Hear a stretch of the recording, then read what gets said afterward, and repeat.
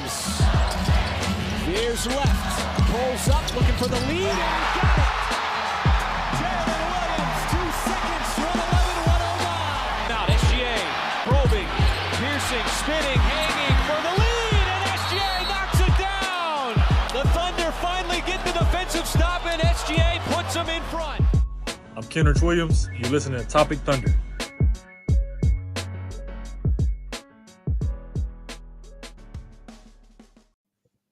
And welcome back, everybody, to another edition of the Top Thunder Podcast. I'm your host, Dylan Huntsinger at Thunder Chats. We're part of the B-Weave Network, and we're here to talk about NBA draft. You know, there was no game that happened last night. I don't know what you guys may be even hinting at, but yeah, no game happened last night. All I know is 0-0 going into the final game on Sunday. But after that, Wednesday is the NBA draft. Like, it snuck up on me.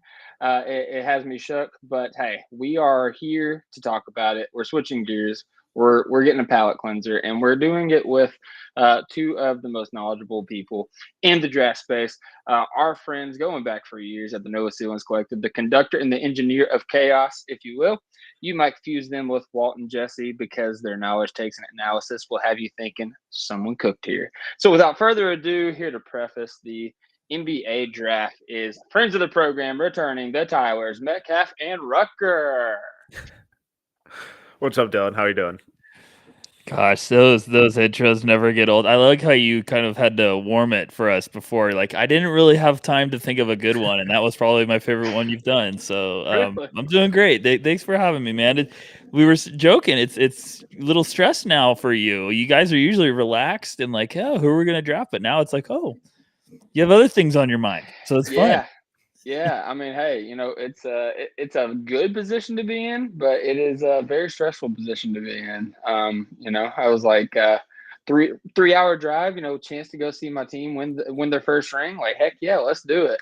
All right. Anyways, NBA draft, guys. So, as I mentioned, you know, if you guys have been on the program before, you know, listeners, you guys know we usually dive very deep in the draft. We have not only the Tylers, we have the entire No Ceilings Collective come on. We have many other draft chats come on, so we can cover every corner of the NBA draft. But we are usually not playing 2 months into the playoffs, so we got to choose one crew, and we chose the Tylers. Rucker, Metcalf, I guess to get it started, talk to us about this draft class, because a couple of years ago, you know, we had a phenomenal draft class with, you know, the Wemby, the Scoot, the Brandon Miller and everything, the Thompson twins, Case and Wallace and whatnot. And last year, everybody talked about how it was a very bad draft class. And you guys were quick to say, like, you know, I think that this draft class is going to make, you know, evaluators work harder. And, you know, you can kind of see some diamonds in the rough out there, but where does this class fall in the rankings of, like, you know, the past few classes?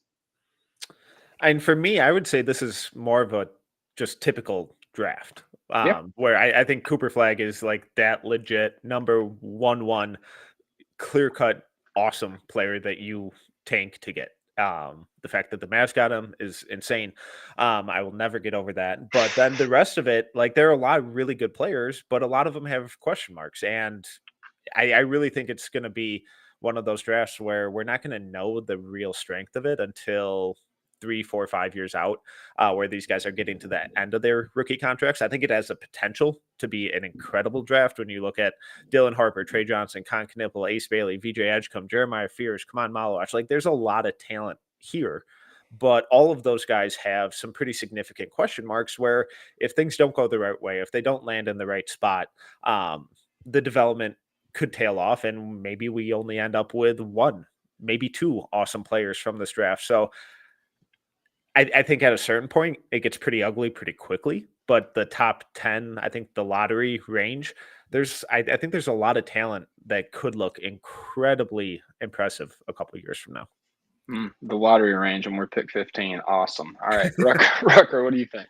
No, I'm there with Metcalf. I think there's some firepower near the top.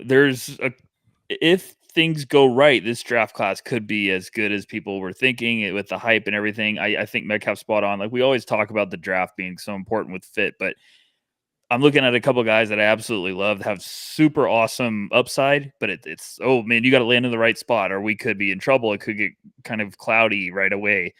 But I also think just all over the place, there's guys that are really fun that could go later.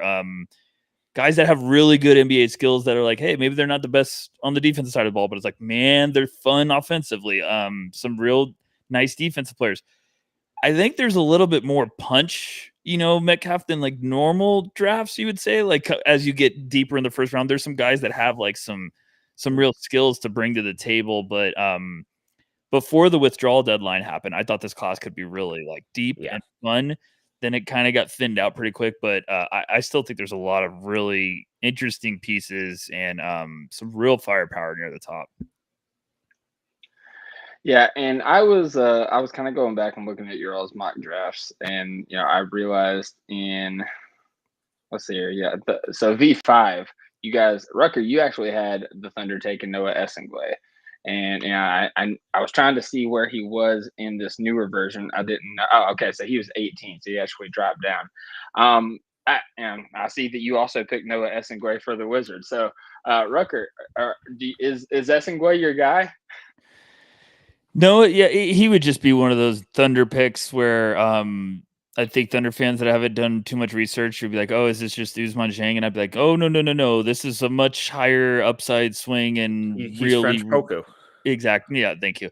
Metcalf's not sold. I think Noah's just a fantastic talent. I've kind of been keeping an eye on him the last couple of years. I think there's really fun upside. I'd love him to land with the Thunder just because of their developmental staff and what they would do and be patient. And that's what we talked about earlier, like right off the top of the show, is like landing spots. Like if Noah landed with the Thunder, I'd be like, oh, there's real potential here for this to hit. But I like Noah, tall, lengthy.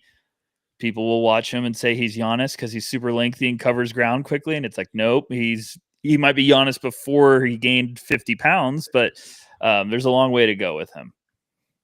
Right. Yeah. That was a name that's kind of been thrown around, like, in the Thunder conversations, really like going back to beginning of the season, just because all the reasons you said, we don't necessarily, we didn't think we'd necessarily have like any glaring needs. To each their own on that front, but just getting a guy that has super high upside, just taking a swing, doing that with that pick, that makes a lot of sense.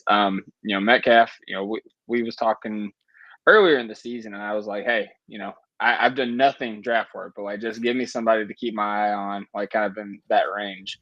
And you said Cedric Coward, and wanted to see what you wanted to bring about Cedric Coward for the Thunder. Well, you guys have apparently forgotten how to shoot, and if there's one thing that Cedric Coward knows how to do, it's freaking shoot. He's 6'5" with like a 7'2" wingspan. Insane measurables. That's Sam Presti's music right there. Yeah. And he's just dropping some incredible bars in interviews recently too about just ripping people's heads off. But it's tough. It is tough with him because he only played 6 games this year, had a shoulder injury, sat out. Or he didn't sit out. He missed the rest of the season because of injury. But he was a guy where he was like a 0-star recruit out of high school, went D3, transferred to Eastern Washington with his head coach, transferred to Washington State with the same head coach. And he's been one of these late bloomers, and he's really interesting. He's just a kind of mystery box almost. But what he has shown is a nasty 3-point shot, some real upside on defense. It has to get a lot more consistent. Their ball watching issues and stuff, but with those measurables, the apparent mentality that he has, it's tough to expect him not to improve significantly on that end of the floor, especially if he's more of just a pure off-ball guy. But then there are also some really fun flashes of a dynamic post game and a crafty mid-range game. So he's really, really fascinating. I'd be shocked if he makes it out of the lottery at this point. He feels like one of these guys where a team's probably going to trade up for him, if not just take him outright, because he's incredibly malleable. And with those measurables, with that shooting, he can just fit anywhere. Right. Yeah, that makes sense. I admittedly, in my limited draft research, Essen and Coward are two guys that I've kind of gravitated towards a little bit. But when we planned this, I said I'm going to let you guys drive because I don't know anything about the draft class at all. So like this is where I'm giving you the wheel. Obviously, the Thunder have pick 15. We have also pick 24, but like sticking with pick 15 right now. Let's say that we just stay there despite some of the rumors. Aside from Cedric Coward or Noah Essengwe, who's a couple other names that you guys like for the Thunder in that range? And we gotta talk bigs, right? Yeah. So what I've heard, here's some Thunder fans. I'll give you a cheat sheet. Let's go. What I've heard is they're big hunting, and it's quote the worst kept secret in the NBA is what I've heard. That Sam Presti's making it so obvious of how much they're looking at the bigs that it's like everyone knows that they're trying to find a big. So they're taking a point guard. So they're going to take a point guard because this is just what Presti does. But if that holds, then I feel really good about that intel that I got. A guy I love for them, I'll let Metcalf has his guy. A guy I love for him is Thomas Sorber. Georgetown freshman. He's around 6'10", but he's 260 with a 7'6" wingspan. He's a bully.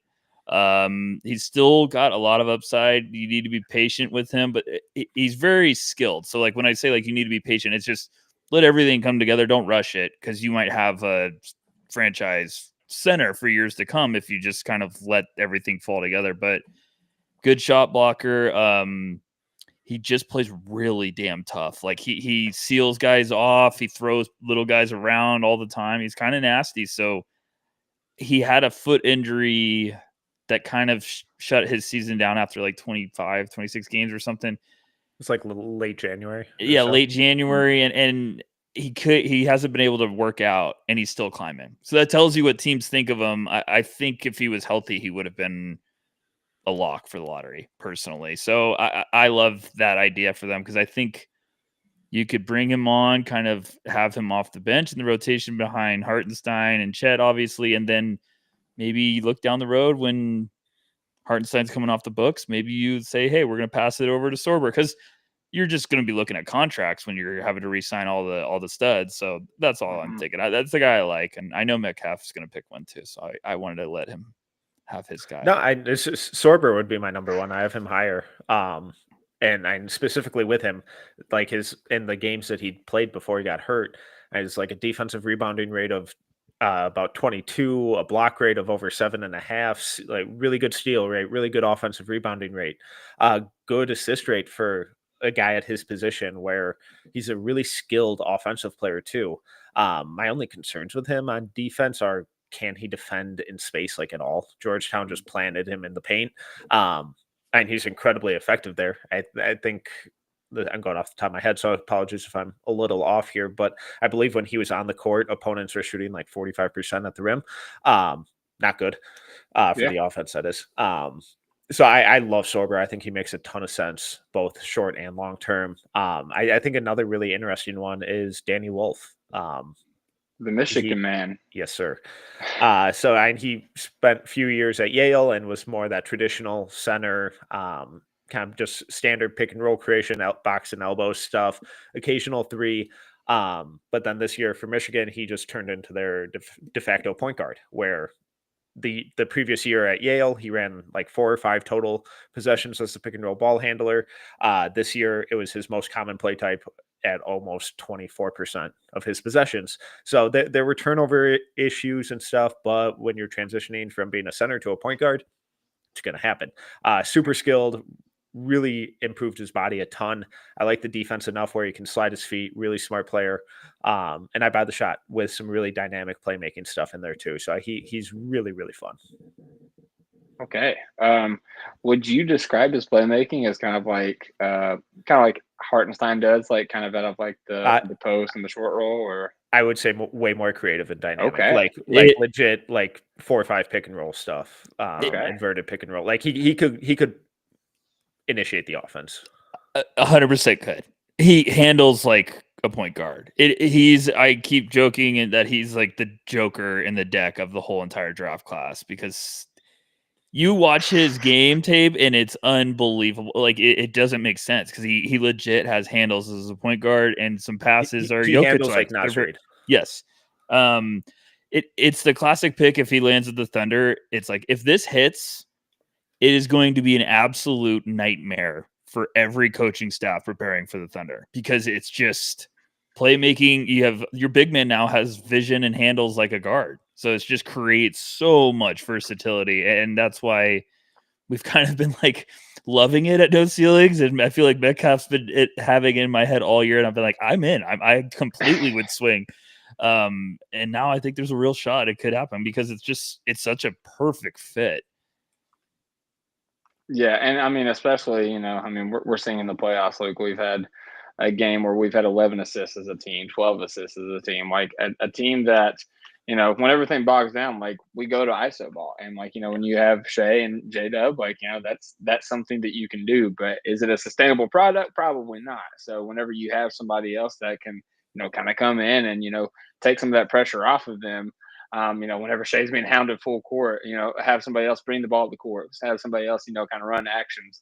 I think that makes a lot of sense. And, Wolf, Sorber, those are both kind of names that, again, like kind of hear a lot of Thunder fans talk about. It's very interesting. They're like, they're very different in their play style, I guess. Very so different. So Sorber is like a defensive monster, and Wolf is like offensively really good. How does he hold up defensively? I think fine enough. I think he moves his feet well in space. When he rotates over from the weak side, I think he's a smart team defender. If he's your lone center out there on the court and like your primary rim protector, you're going to struggle. He's not a great shot blocker, not an explosive athlete, but I think he's agile enough. And, you assuming that the body continues to improve like it did just from in the last 365 days, I'd be pretty encouraged about how his defensive versatility continues to translate, which would make the pairing of him and Chet or him and iHeart even easier because you don't need to play him at the 5 then with those guys there. Even in the middle of the season, if Jalen Williams is out there with him, I think there are ways that you can survive that, or you just throw out an incredibly dynamic offensive lineup and run teams off the court. So the defense with him has definitely been the biggest red flag for most people. But I also think a lot of that is just the symptom of him being a big, unathletic looking white dude. Fair enough. And I mean, to be fair, if he was to get drafted to this team, like there are a few teams that you could be protected by defensively, like the Thunder are. So yeah, I like the pick. Do you guys have anybody else that you like kind of in that range? So you say we're big hunting. I know there's a lot of fun bigs. Yeah, I mean, there's that range. I'm trying to think realistic because I with OKC I go back and forth every day of like, okay, well, are they going to take another upside swing even if they are looking for a big, or do you try to find something that's a little bit more unique? I think those two names we just brought up with Sorber and Wolf would probably be like the two guys that make the most sense, where you're probably getting maybe early contributors from both, but still some good upside. Sorber's got, like, I know I said Sorber with defense, like he still's got some offensive game. He's got a little bit of a shot from outside, like a pull up that I buy it long term. I think he could space the floor. I think Johan Berenjay might be one of those upside swings if they kept both picks that you're really swinging for the fences. But man, it could be a nasty find if it clicks. He's only been playing basketball for 3 years. He's playing overseas right now. He used to be a soccer player, and then got to a point where he couldn't find cleats his size. So he tried out basketball, and he has some stuff on tape for he has some stuff on the defensive side of the ball that is way far beyond of like his experience level. Like, it doesn't match. Me and Metcalf will be like, oh my gosh, how this guy could be something really special defensively. He also, as Metcalf brought up, has moments that he does look like he's been playing basketball for 3 years, but he plays so hard. His motor's freakishly, always on high. it'd be one of the bigs I'd want to swing on if I was trying to find a project, because I think he could be special. So that's another one I think of. It feels weird that we haven't talked about a guy who a lot of people had like top 5 for most of the year. Just waiting for it. You're letting me. Thanks. Well, this is a good. We can talk about, because I think there's a chance he's there. I have no idea, because you hear a lot of really mixed things. But Derek Queen, incredibly skilled offensively. I think he has way more playmaking to show than he got to at Maryland this year. Really, really good rebounder, really physical, really good driver too, especially at his size, really nimble footwork. And for me, that's unfortunately where most of the pros end. Even though I'm a little more optimistic about the shot long term, especially if he went to OKC with Chip England. So, but the defense it's brutal. He's been top 10 on my board all year, and then why I like to get Dylan, like at the end of the year, why I like to get caught up on tape and everything is all of a sudden I go, all right, let me watch stuff. Let me watch full games. Let me see what I've been missing. And Metcalf kind of gave me a nudge. He's like, have you watched the defense? And I was like, yeah, I'm literally watching it tonight. And he's like, okay, let me know what you think after. And it's just motor. There's games where it's like, okay, well, this is solid. And then because he's got outstanding feet offensively. And he when the motor's cooking defensively, it looks really good too. But there's some games where it's just like, my man, the game started 5 minutes ago. Like, what's going on? And it's just effort, lazy. And I was just like, oh, man, this is bad. And then I went and watched one of the games that I thought it was good. And I was like, am I just thinking that's good because of how bad the other game is? So it's tough. And then you start asking around, and me and Metcalf aren't crazy, because a lot of scouts are like, everyone's watching the finals right now, and they're saying, how can we play Derek Queen right now in this game? Yeah. I'm like, ow, that's a bad one to say right now. So but I will spin it positive, because we always like to do that. No sailings. Awesome personality. That's all I keep hearing about. It's like Derek Queen's character, personality will get some team lighting up in an interview room, because he's just that type of person. But it's just, can you get him to buy in and have the motor always on? Because if you get the high motor guy, yeah, Derek Queen could be a stud. But if you don't, I mean, he's gonna be on the bench fast, because you can't play him. But really, he's been the toughest eval for me by far, because the good is like, oh my God, this guy rocks. He is incredible. And that's a long stretch of bad. It's just really, really frustrating, because a lot of the defensive issues feel like they're fixable, especially like when you see him then sit down in the stands and make the right rotations. And he has really good hands on defense. It's just the consistency and the effort and the attention to the scouting report, where either he doesn't necessarily know it, or just is completely forgot it. I don't know, or ignoring it. It's tough. And I just really worry about having your center be that, especially if the shot isn't there. And it feels like a lot, like I'm weirdly more optimistic than most people, it seems like, on the shot eventually, but it's been tough. And he could go 8 to 20 and nothing would surprise me at this point. Yeah, I mean, that was a guy that, like, I had kind of kept my eye on throughout the year, and in the tournament. He had a game winner in the tournament, right? Yeah. Yeah, Colorado State.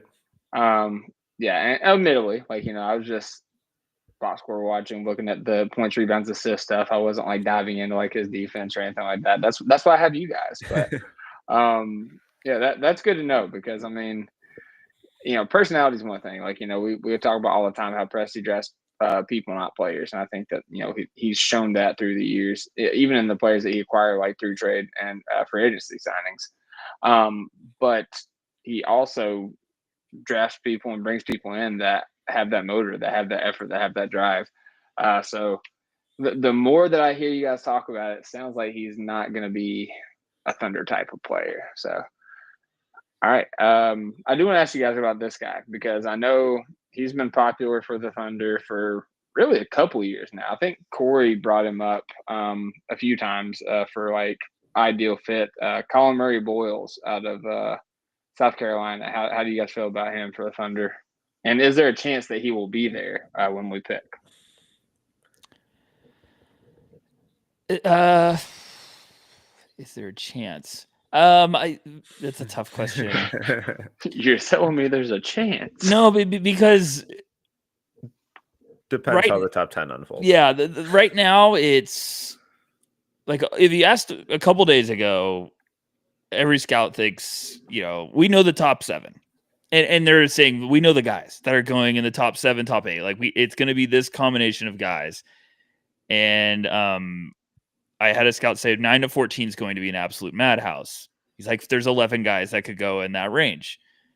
And I hear like a new one mentioned every day. So it's going to be crazy, but it's also like, well, the 9th guy on my board could be there for the Thunder if one pick goes a certain direction. So I think Murray Boyles could have a chance. We're waiting on trades to see if the KD stuff, if there's a pick from Houston leaving, if there's a pick from San Antonio. One trade could swing everything where we could be like, yeah, the Thunder got a shot at this guy. And I think the Thunder are probably thinking that in the back of their mind, like only one domino needs to fall. And also that's a range where a ton of guards, a ton of teams have point guards. And this is a point guard deep draft. So I think it's going to be, I think the teams could trade up for a guard and someone for the Thunder falls down. So like, I think Murray Boyles could be there, but I'm letting Metcalf go because I just ran it too long. But I like Murray Boyles. Metcalf's higher on him, so I'm going to let him shine some light on him. Gotcha. Yeah, and I have him in that late lotto range. I've run the gamut with him this year where I loved him at the beginning. Then I was like, well, this dude sucks. He's trash. He's too small. Look at this little point guard trying to play center. He can't even shoot. What are we doing? And then I'm like, oh wait, no, he actually rocks. And who cares? Shooting's overrated anyways. Who needs it when you play like this? So he's really tested me emotionally and spiritually. But at the end of the day, and he is only 6'6" and he's playing center, but he plays like he's 6'10". He plays a lot bigger than he is. He's incredibly strong, really good rebounder, really smart passer, versatile on the offensive end outside of the shot. But if he goes to OKC with Chip England, sorry to keep, just giving this guy flowers, but pretty good track record. I like his shooting projection a lot more. And there are a lot of people who are already pretty optimistic about it. And then just insane defender, really versatile, great hands, really instinctual. So he'd definitely fit in that side. And, we talked about Dog earlier. I mean, he's been on some bad South Carolina teams, but you never feel like he's out there just dogging it or, just throwing in the towel. So I like him with this Thunder fit long term, especially long term, if and hopefully when the shot develops. But he is a tricky fit because just being like he's a 6'6" center, it's a really easy counter to everything good I just said. I don't even know if he's a tricky fit with the Thunder. This is where I go back. The Thunder is not. But most places I feel like. Oh yeah, he's tough in most places. Sorry. I also like my hot take is if he gets the Thunder, I don't want him to shoot. He's that good everywhere else. Like it's the perfect fit if he landed with the Thunder because he's so good defensively. He's so nasty. I joked this year with Metcalf after we recorded one of our pods. I was like, does Murray Boyles just not care that he needs to shoot? Like I'm saying he's so physical and strong and good off the dribble. I think he was just like, I could shoot.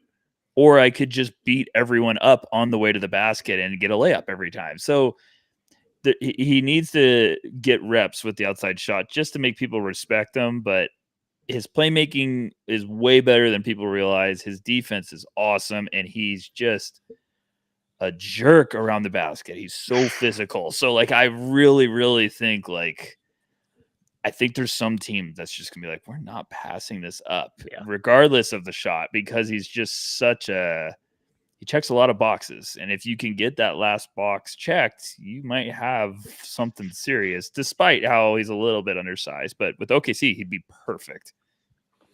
Gotcha. And I just gotta say, I'll love to chip England, but he's kind of on fraud watch after these final how we've been doing on the finals. So what's cool with the chip love? I'm just kidding. But yeah, no, he's definitely been the guy that as I said, like Corey would put us onto him like last year, like second round guy.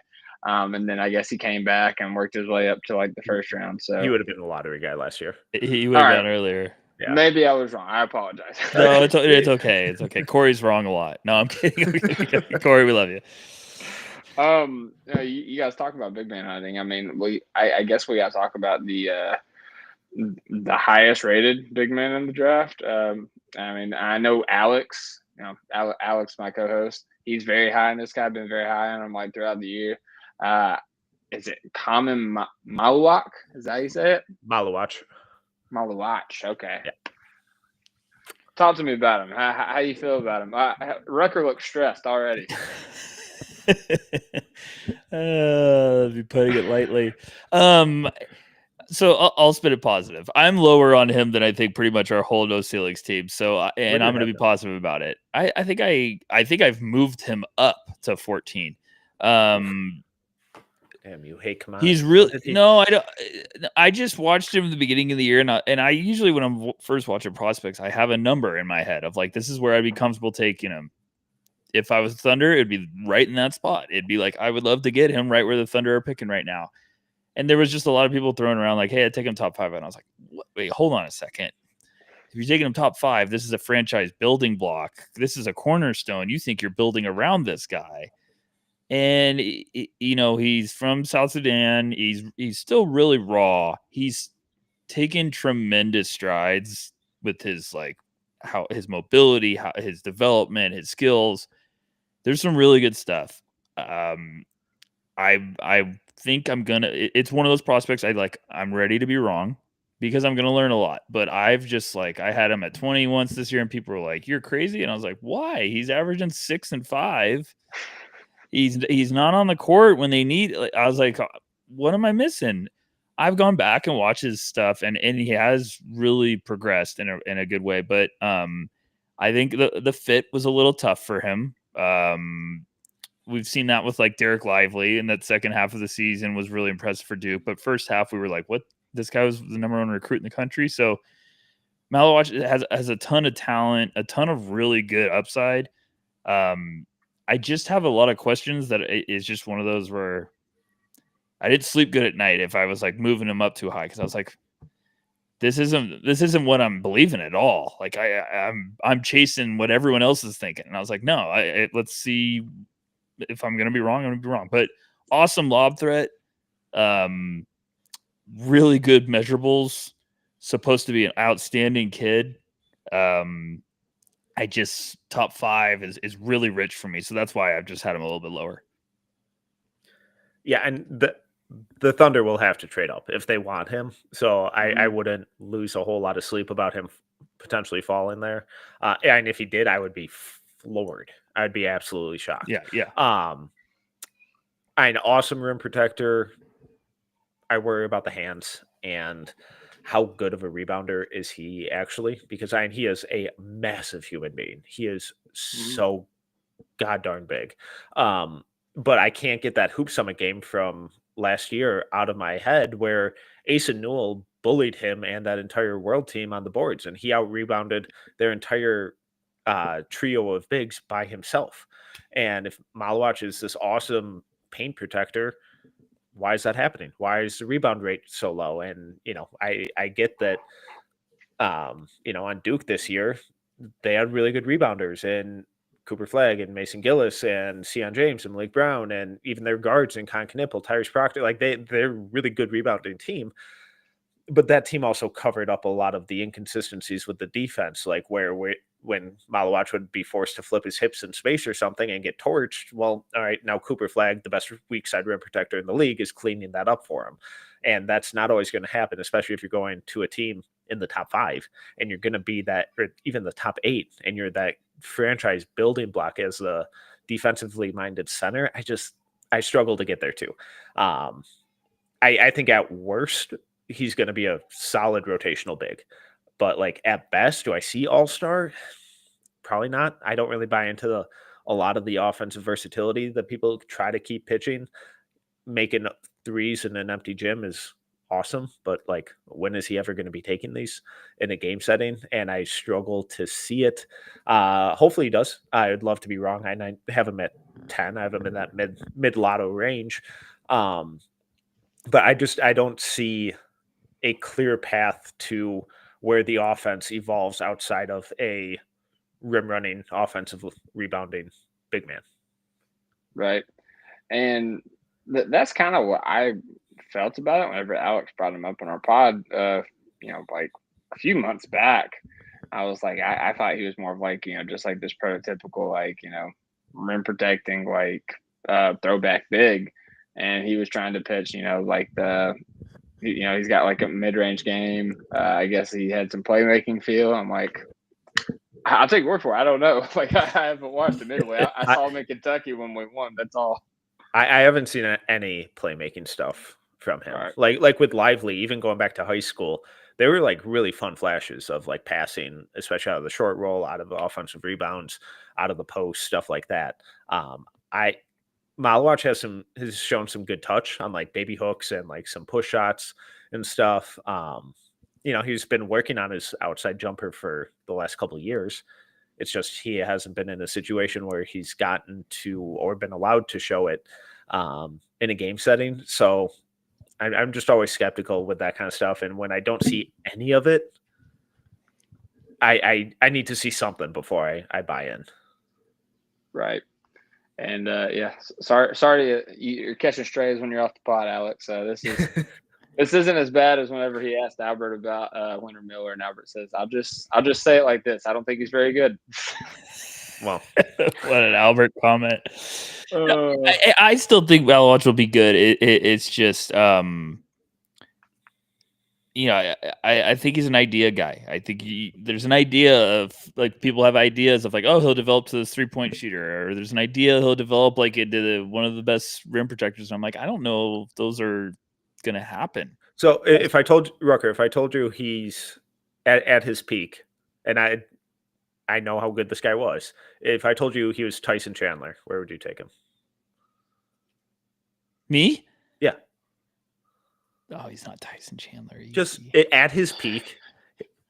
Tyson Chandler, I'm taking probably top 7. Okay, but Tyson Chandler was awesome. You want to go on offense? I understand, but I will remind everyone out there that's young: go watch Tyson Chandler's high school tape and then talk to me. It is not of this world. It is unbelievable. So, Metcalf, there's just I don't think he's tough. Yeah, and he's 7'2", and that's a problem. Like he's 7'2", and I don't think he's tough. Yeah, I don't think he's tough. I've heard some things about that, and then everyone talks to me about a shot, and I'm like, I don't want a 7'2" guy shooting all the time. Victor shoots 10 threes a game, and I go nuts sometimes. I'm like, what are you doing? You're 7'5". Go to the damn basket.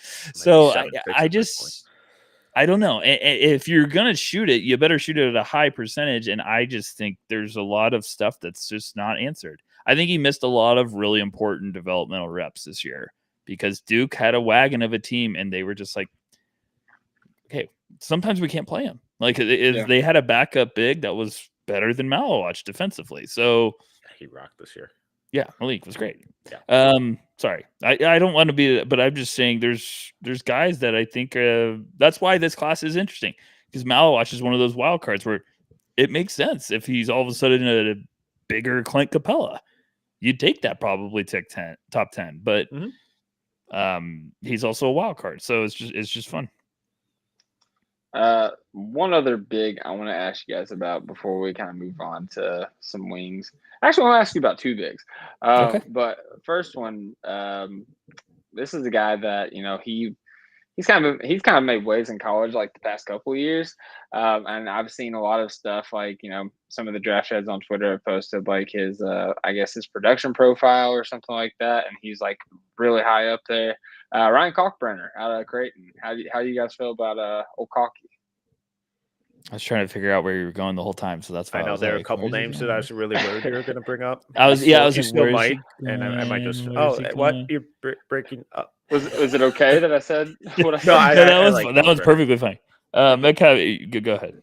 And he's just an elite rim protector, rebounder, never gets in foul trouble. There have been, some flashes of an outside shot, but nothing solid. He's not going to create anything on his own, but really good rim runner, incredible rim protector. He's like 3 or 4 time Big East Player of the Year. Not bad. That's it. And I think probably in some certain situations he could probably be a really solid starting center, but I would guess for the bulk of his career he's going to be like an elite backup center, that everyone's like, oh my god, everyone's sleeping on Caulkrunner and he should be starting here or there. That's kind of where it's like he might not be good enough to be a full-time starter, but he's going to be overqualified to be a backup big. Can't defend in space, but elite rim protector and rebounder. Someone at No Ceilings gave him one of my favorite quotes of this draft cycle and said, Caulkrunner, drafting him in the first round is like drafting in the NFL a guard in the first round. Was me. That was Metcalf. There he goes. I knew it was someone smart. Thanks for listening, bud. I've literally dropped that like 15 times. Like I've like someone, so I haven't known it was you the whole time. It was great, but royalties. Every time I've name dropped or every time I've said it, someone's like, "That's a great quote." So Caulkrunner's really good at, and I think at what he knows how to do best. Like Metcalf said, 4-time Defensive Player of the Year in the Big East, once in high school as well. He's just humongous, knows his length, knows his limitations. Probably going to play a very long time in the NBA. Might not be a starter, an all-star. Could probably be a spot starter for you, and you'd be fine. But I think he's just going to be a really good, smart piece, kind of as a backup starting early. Maybe kind of the Hartenstein before he blew up. Maybe you get that little vibe, and then you never know. You never know how these guys develop too. Like all of a sudden they add a little bit to the game. Like, okay, Hartenstein. Yeah, like if that 3-point shot you really takes a leap. Well, once an NBA team stresses it a little more, and it's not just like hey, why don't I try it this possession randomly? Then he has like a little pick and pop game going too. Then it's like, oh, okay, now we're seeing a little more dynamism on your offensive game, plus the rebounding and rim protection. It could get fun. All right, the last center I want to talk about, Amari Williams. Obviously, very, very, very low. Kind of like as a second round prospect or whatever. The Thunder only have we have picked 44 in the second round, and you said we're going big man hunting, so probably looking earlier in the draft for that. But just wanted to hear what you guys thought about Amari Williams, because I really liked his game in a lot of portions of the year. Like, I think he's got a good feel. Obviously, he's a great defender. But that's kind of where it ends, especially like offensively. Am I off base here? Do you guys see anything else out of Amari? I mean, I like him a lot. If I had a pick late in the second round, I'd be we're going to take Amari. Like I think there's a path for him to be a very good third big early on, and then like be an awesome backup.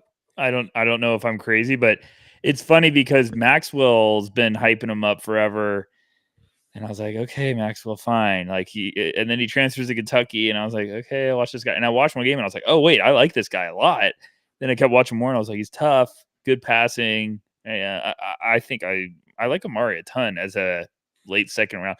There's a lot of those guys in this class too that you kind of catch wind on late of like, there's some rotation big potential here to stick on a roster. So Amari's one of those guys I circled. I was like, this is one of my sleepers. I like him a lot.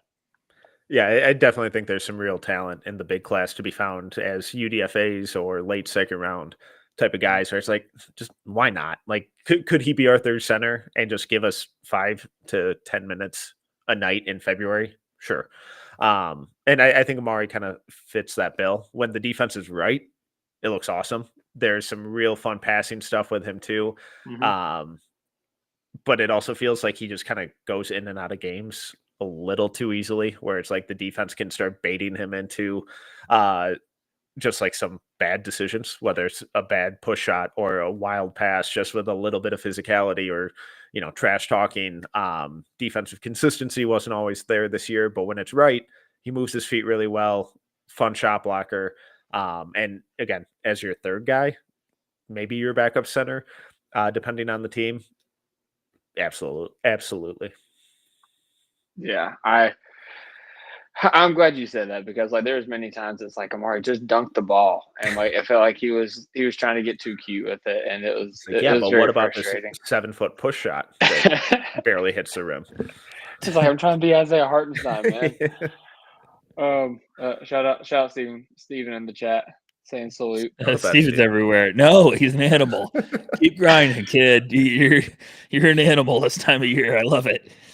All right, I gotta ask you guys, since we're on the subject of Kentucky players, the only other one that's probably gonna be drafted since Otega pulled his name out, which, by the way, do you guys think Otega had any shot of getting drafted like second round if he stayed in the draft?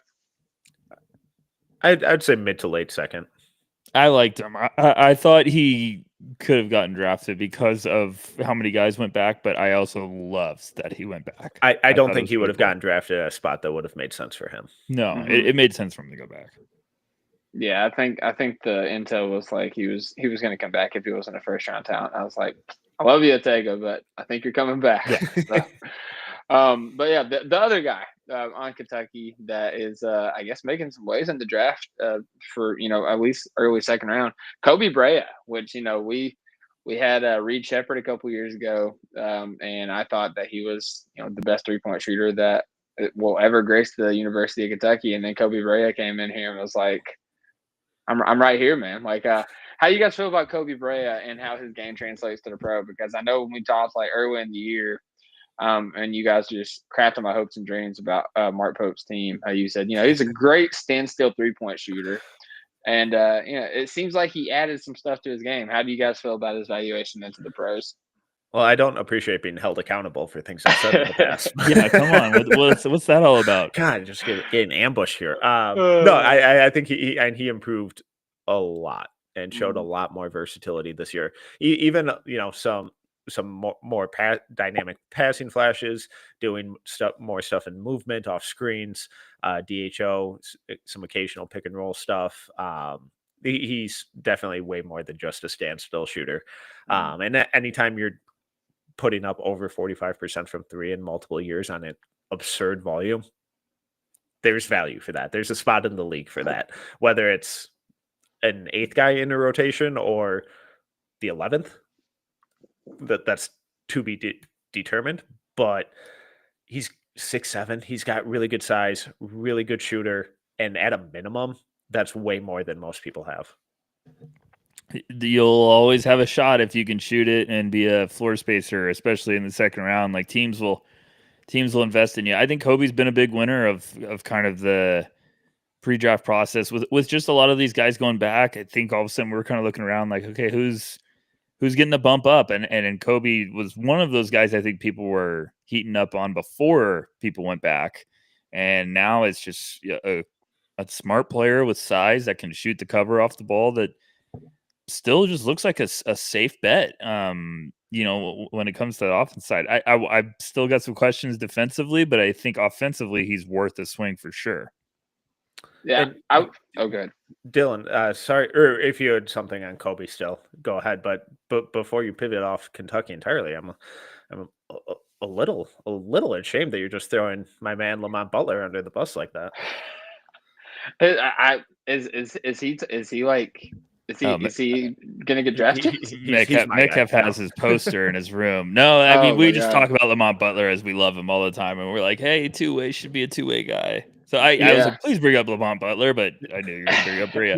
He screams Scottie Pippen Jr., TJ McConnell to me. Yeah. Like he rocks. I love him. And I think he's going to be a way better shooter than, he got to show, given the fact that he couldn't raise one of his arms over his head. Yeah, that was a rough portion of the season. I think he had the top field goal percentage of all of the guards in the draft class, or at least in our draft guide. And I was like, did he do all of that with one shoulder? So that's pretty amazing. So, yeah. Absolutely, yeah. I mean, his defense is great, and his leadership is great. So yeah, I love Lamont Butler. Kind of what I was gonna say about Kobe is, obviously like the off the dribble stuff, it felt like he really improved. And there was times that, with Butler's injury, with Jackson's injury, which I also wanted to ask you guys about him as like UDFA late second round guy. But it felt like, he got thrust kind of into that playmaking role a little bit. And, he wasn't like phenomenal at it or anything like that, but I saw a little bit of flashes of some improved playmaking. Yeah, definitely later in the season too. Mhm. Once he got a little more comfortable with that and that chemistry with throughout the team, you could see it continue to grow.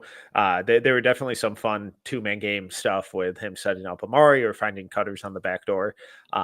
It was definitely stuff that I hadn't seen from him, at least as consistently, in years or even months prior.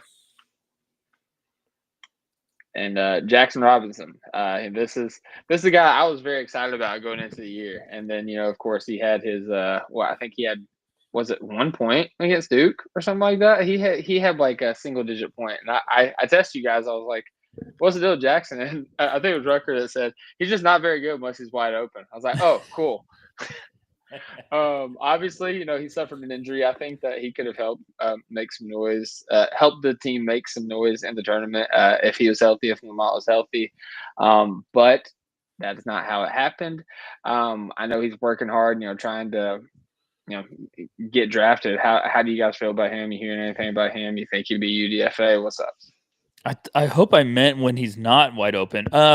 Because he is a lethal catch and shoot guy. I think it was just coming to this year, we were kind of waiting to see like, okay, can he develop a little bit of versatility with the scoring? Because catch and shoot guy, like absolutely, teams will be intrigued because I think he's got outstanding measurements too. If I'm remembering last year's combine, I think Robinson was one of those like, oh man, that catches your attention. So it was always just like the lower body for me. Like he really had to fill out his frame. It's got a little bit like a skinnier, lower half. So I think teams are going to be interested for sure. Wouldn't surprise me if he still somehow gets drafted really late, but I think he might be like one of those two-way guys that you keep an eye on at Summer League because it's like, well, 1 or 2 games here might really get some eyes open. But I'm still intrigued. Is his wrist healed up now, or what was it? Was his wrist? I don't know. Right? No clue. No clue. Fair enough. It's funny because it's we were talking about this the other day. It's like there's a couple guys in this draft right now where you're like, you haven't heard a thing. You usually hear like about a lot of it, and there's a couple of guys like I'm getting texts like, have you heard anything about? And I'm like, no, dead silent. And so it's just kind of a weird cycle right now. And then we can't stop talking about Ace Bailey, so all that stuff. Yeah, and also like I mean, admittedly, I'm not as tuned into it as I usually am, but like I haven't heard any news about people like pulling out from the combine and people like, oh, he must have a promise or anything like that. I haven't heard any of that this year. I'm trying to figure out promise. I feel like the promise season, we always get some buzz behind the scenes of promises happening, but I feel like the news promise is like later that right now. Metcalf, doesn't it seem like it's usually we have like a couple in the news earlier? And I feel like a lot of that stuff Monday-ish overblown anyways. Yes. I think typically the quote unquote promises are used more so for teams in like that 25 to 30 range to be like, hey, no, you should stay in this draft. Like it, this is a guy who went back to school, but like it wouldn't totally shock me if a team in like the late 20s promised Yaxel Lendenberg that they would take him, but he's probably getting more money from Michigan, so he just went back to Michigan. And I just don't think there's really a point in the top 20 to make promises unless you're trying to get a guy to stay in the draft and not boost his stock up to top 10 the next year, like Jaden Ivey's year. I know he got promises in the 20s as a freshman, and then he's like, nah, I think I'm going to be a top 5 pick next year. So he went back to Purdue and made a whole lot more money. Yeah, fair enough. All right, sorry to go into Kentucky corner there. It happened organically. I apologize, but we talked about a lot of the bigs. We talked about Kentucky players. I wanted to talk about some of the wings in this draft class because I still think that there could be a need for like a big physical wing, kind of like Kendrick Williams archetype, but younger, more upside kind of thing. And just kind of looking at mocks, I wanted to ask Rucker specifically about this because he played for your team, Carter Bryant. Oh, ooh, how much time you got? I love Carter Bryant. I think Metcalf's even on that board with me. He was a big time freshman. He came in there, didn't play right away. Like they had a roster with a lot of seniors and everything. So he had to earn his minutes. He had to, obviously we heard some stuff behind the scenes, but like he had to earn his play time. Eventually he just bought in, like, I'm going to play great defense, be a catch and shoot guy. I think he's got so much upside that it's going to be scary. I would not be shocked if a couple years from now we're saying he's one of the better guys in this class. He's got like an NBA ready body that I still think is like he's got room to fill it out. He's around 6'8". I thought he was going to be around 225 just from seeing him in person, and he's like 215. So I was like, oh man, he's going to add another 10 and just be a problem.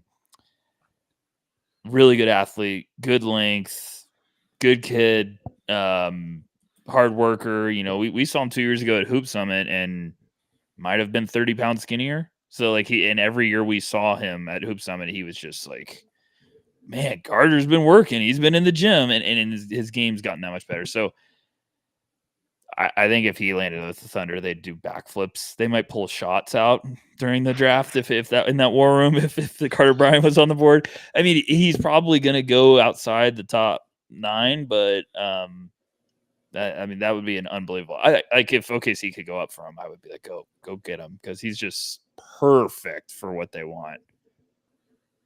He's an easy top 10 guy for me. Like I think there's some like very real OG Anunoby type of upside with him, with the physicality, the athleticism, the defense, and the shot making. I buy the shot long term. Not an overly dynamic on ball guy. The handle needs a lot of work, but smart passer, really good cutter, really good offensive rebounder, active without the ball, and might be the best perimeter defender in this class. All right, I think I'm in love.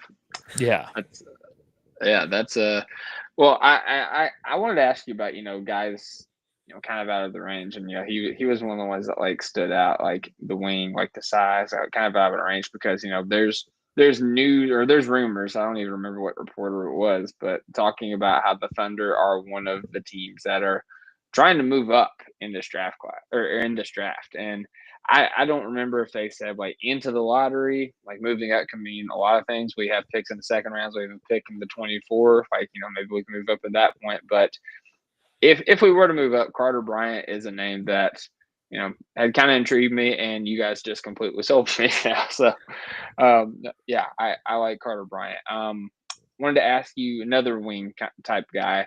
I guess he's more guard forward than forward center kind of wing, but Nick Clifford. I know that he was like an upperclassman. He's made some noise for Colorado State here recently. How do you guys feel about him? I've seen some people kind of mock him for the Thunder.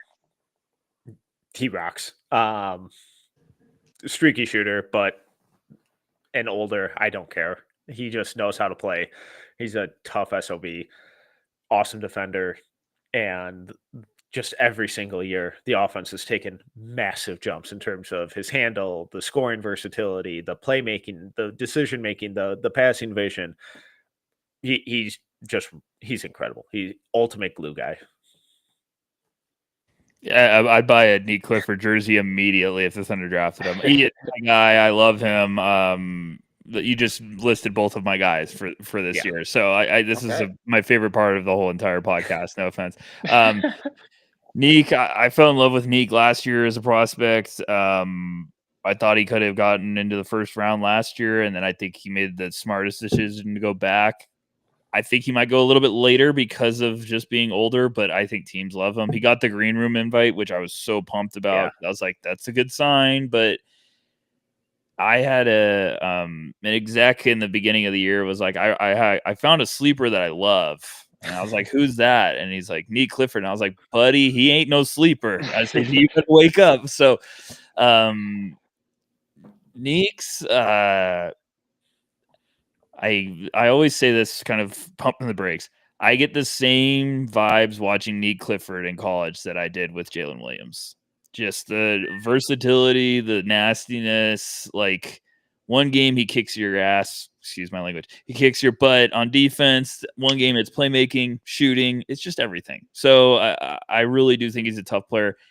He went to Colorado originally, transferred to Colorado State because of, playing time and everything, worked his butt off.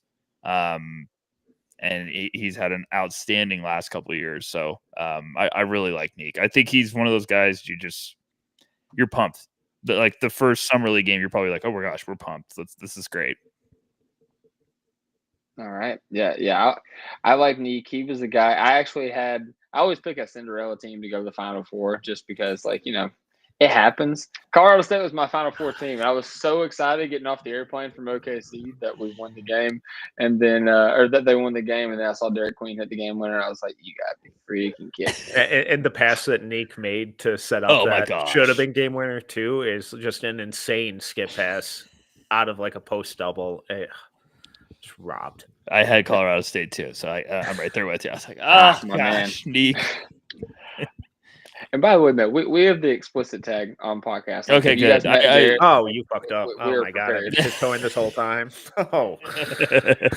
How long have you guys been on this far? Come on. Man. I know, but I always try to be on other people's shows. That's fair. I love coming on this one, but I always get nervous of like, I don't know if you guys now have changed or anything. So blow up people's spot.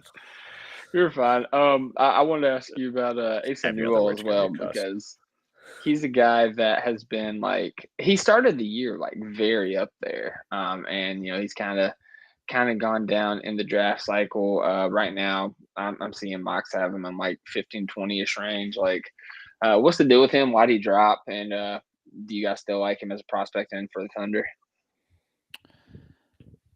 He's been one of my tougher evals this year, and it's because I actually, it's in a positive way. I really like Asa. Every time I watch him, I'm like, man, I get that. I get the sell. I get why you would buy if you're an NBA team. We've talked to NBA teams that really like him. Plays hard. He's a little bit he's like the tweener size that's taller than a power forward. So I think he measured around 6'10" without shoe or barefoot. Yeah. I've heard he's had a great pre-draft process. I think he's a good kid. He plays hard. I know I said that twice, but that's why it's getting so confusing with me, because I'm like, well, he does play hard and he's good. I don't love the team he had around him. Georgia was tough. It was gross. He's got a good shot that I'm buying from outside. I just feel like it's a safer big that's not that you don't get that excited when you're watching his highlight tape, and it's like, well, if you watch his games, you might get a little bit more intrigued. I just really like him. And then I've heard good stuff about his body's filled out a bunch since he got to Georgia, and NBA teams think he's got a lot of room to keep adding weight. So I'm like, okay, here we go. Now we're talking. He screams goes later than he deserves. And we look back and we're like, why did we overthink this one? I don't know. It was just straight across the curve this year of production was the same every month. Me and Metcalf did a podcast episode towards the end of the year, and I was like, his splits have been the same all year. This is ridiculous. I've never seen anyone like this. Just the same. It was 15 and 8 or 15 and 7 with a couple blocks. It was just nothing's changed. So I still think there's some good upside there.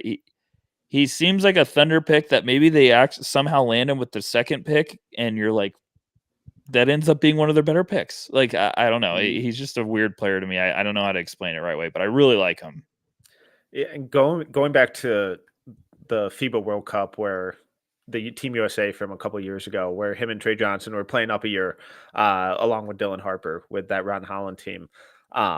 Trey and Asa were the two that really stood out to me on that team of like, man, I love these guys. Like, I think Asa might be the best Montverde recruit, not named Cooper Flagg, coming from that class. And they've, no matter who I talk to, everyone's always like, man, he's okay, but wish he'd rebound.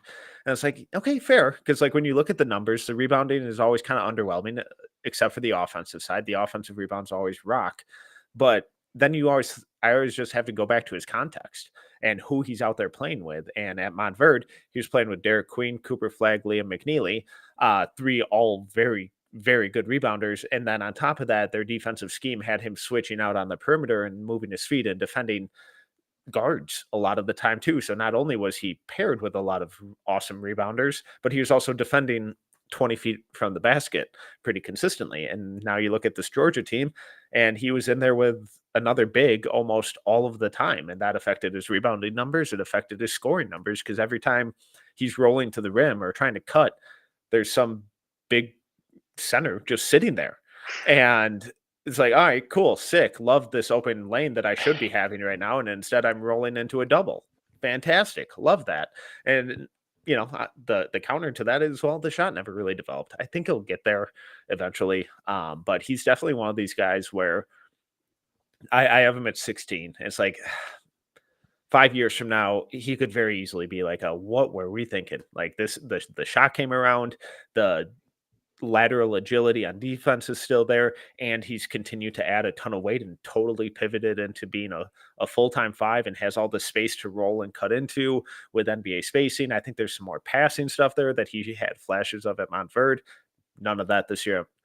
Georgia. I think he's one of these guys over the last 2 years who's almost been hurt the most by the context that he's played in.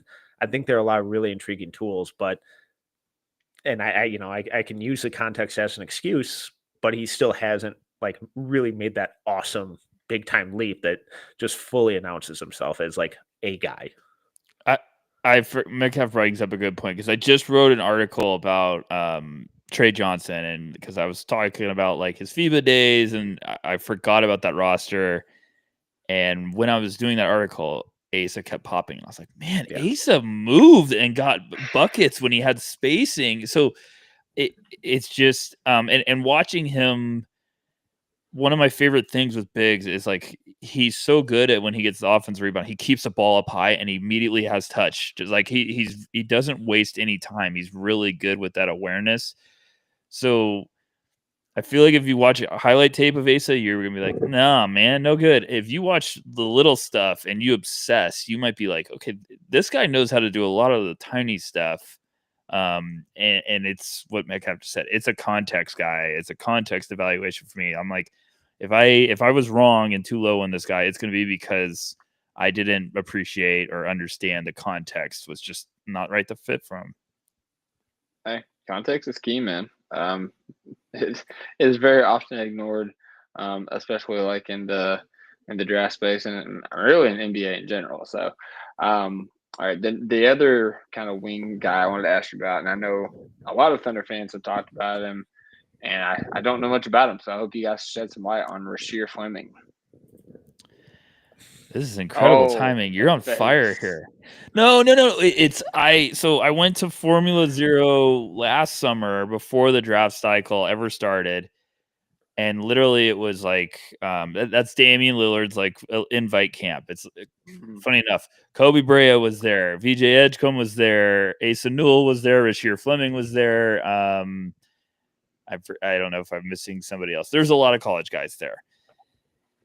And Asa, I was really excited to watch because of like Hoop Summit, and I wanted to keep seeing like, okay, what have you been working on? And I thought he looked great there. And then I knew of Rasheer Fleming from the previous cycle, and I was like, okay, I wanted to see Rasheer. I haven't been able to see him in person. And he walked in the gym, and I was like, that's Rasheer Fleming? I mean, he looks like a 6'9" defensive end in the NFL, and as vines for arms, and they're all muscle. Like, he's a scary dude in person. And him and Asa were going back and forth, and Rasheer kind of had a sequence during one of their like 3-on-3 scrimmages where he would just kind of like was like big brother putting little brother, like setting the tone. It was just like, get off of me. And he like dunked on him, and it was nasty. Ace a battle with him. But I like Rasheer with the right fit. I love Rasheer. I think he's just got to go to the right place. And he's a 3-and-D guy that he had a really good year with developing his outside shot. But if you don't buy that's consistent, you're going to, if you think it's a fluke, you're going to really struggle to like Rasheer Fleming. If you think it's legit, he's got the tools, but man, if you try to make him something you're not, he is going to be in trouble. Like I think he's a stretched out, hopefully PJ Tucker. I don't think Jermaine Nelson. Yeah, there you go. I'm sorry. You said it. You know what? I'm going to smash my head through a wall in an hour. So that's where I'm at with the draft cycle right now, limping to the end. You'll like to know that about a week ago, I think everyone had a field day in the No Ceilings group chat making fun of me for that, so it's okay. Oh man, I like him. Ago, bro. It was 2 years ago. Feels like yesterday. I really like Rasheer. I'd like him with the Thunder with probably their late pick. But I think if you try to think of Rasheer as being a versatile guy, no, you're gonna run into trouble. You gotta be a 3-and-D guy with size, with length, and live with that. Yeah, the physical tools rock. Really improved as a versatile play finisher, great rim runner. Someone in your chat asked if he can dribble. I don't think he can. Can he dribble? Can he process? There's not a whole lot of passing going on either. He's not going to create advantages or shots for himself or anyone else. But the fact that he got to really reliable as just a spot up guy, a pick and pop guy, was huge. And he's always been a really good cutter, really good rebounder, really good defensive playmaker. My worries with the defense are it feels like a guy who's always just been so much more athletic and bigger and longer than everyone else that he never really learned how to play defense, and he's just out there playing defense. So that can go one of two ways, where, you know, the optimistic view is like, cool, NBA coaching, boom, he's going to be an all NBA guy in 2 years. The other side is like, oh boy, he's going to get exposed and never get really learn outside of just the physical tools. The physical tools cover up a ton of stuff. And their flashes, it's just the inconsistencies on both ends that worry me. He's going to be a fun one. I mean, you hear some stuff pre-draft. I think we heard, was it Derek Queen was trying to go one-on-one with him, and they're like, you can't move Rasheer Fleming. Like he's just bullies everyone because he's got length and strength. So he's a weird one, because I really do think you could land gold with the right fit. You could really land a player that plays 13 years, is a beast, is really good. If you ask him to be something he's not, he could be a disaster. Because it's just, don't let him be him. Let him do what he does good. Like Lou Dort has turned into a great player because the Thunder let him be the torture chamber on defense and a spot up guy. But I would not want to make Rasheer Fleming like, hey, we're going to run the offense through you. Because, like, no, you're not. And the defense loves that. Don't do that. So, like if he falls to 30 to the Clippers, I think he could be insanely good. I love him in Boston. I'm like, oh my gosh, if you landed with Boston, it would be perfect. Like, but those playoff teams, like we just said, the Thunder, the Clippers, the Celtics, like that's because we're like, they have guys that will do everything. You just need Rasheer to do all of the decision makers well established. But he's like a 6'9" sniper because he has a high release too with those arms. So like he pick and pops from like 5 feet beyond the arc easy. It's just, don't ask him to do anything else. If you ask him to just do that, he's great. But it's just don't do anything else. Okay. Well, he's an intriguing player, based on what you're saying. Like, I mean, sounds like he's a tank that can shoot threes. And a good kid from what I've heard. It's just the game's still blossoming, I think. But I've heard he's a great kid too. Yeah. We got T in the chat here. T's always locked in with the draft stuff. He wanted to ask about Liam McNeely. We talked about Asa being a guy that was up there higher that kind of dropped down. Liam McNeely, same thing. I know he had a rough tournament. How do you guys feel about Liam McNeely and how he's going to translate to the NBA? Kind of similar to Rasheer, where when he's not the guy and a decision maker and he's more of a tertiary, maybe even fourth or fifth offensive option, I think he's going to look incredible. I think he's going to look like the guy that we saw at Montverde, where he's this lethal spot up shooter who can attack closeouts, be put in motion, and create for others. Smart passer. This year was brutal, though, because he was towards the end of the year, he was having to play point guard. And that's not who he is. He's a smart passer, but he's not a non-ball creator. And he was put in a position to fail, basically, this year because they had no one else on that team who stepped up into that role. And then on top of that, he had the ankle injury, which I assume had to have affected the shooting. But I've never thought of him as like this dynamic shooter. I think he's a really awesome spot up shooter. But when you throw in any sort of like movement or sidestep, step back, having to square your shoulders up, running off screens, I've never gotten a sense of encouragement as that being part of his game. But he's also 6'8", so that tends to help with things too. Yeah, I think if McNeely landed with the Thunder, it's probably a perfect spot. Metcalf and I have kind of gone back and forth about him lately, and it was more just like I always struggle with these guys that are supposed to be good shooters that they have the bad college season of shooting, because I'm like, well, if you're a good shooter, isn't that the one thing you're supposed to hang your hat on? Is like, okay, when in doubt, I can shoot it. But you go back and look at his numbers, he was having a good run. And then the injury happened, like Metcalf's hinting at. And then I just think it was a weird year at UConn for everyone. Like it was just a really strange year. So, and then McNeely was like supposed to go to Indiana, ended up transferring to go to UConn. So just seems all weird and sex. But if he goes to the right situation where he doesn't have to be the guy, I think he's a great asset. So yeah, with the Thunder, if they could get him with that second pick, I think that's a heck of a haul. If they get a big with their first one, they keep the second, and they get McNeely, I think you might actually find two guys. And I know that roster's stacked, but just keep adding them. You're going to have to lose guys soon. You might as well get the reinforcements right behind them. Absolutely. So T also asked about Noah Penda. And I admittedly don't know much about Noah Penda. Metcalf is just saying no. Okay, so that's all. It's not Metcalf's guy.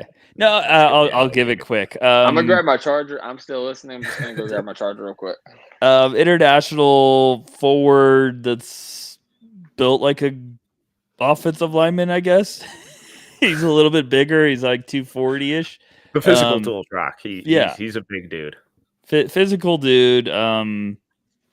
I don't know. I mean, Metcalf's lower. I think he's just fine. I would want him in the second round. But yeah, of course. Early second. Love that. I have people out here telling me he's a lottery guy, top 20. And I don't know those people. Me with that. Those people don't. I don't get along with those people.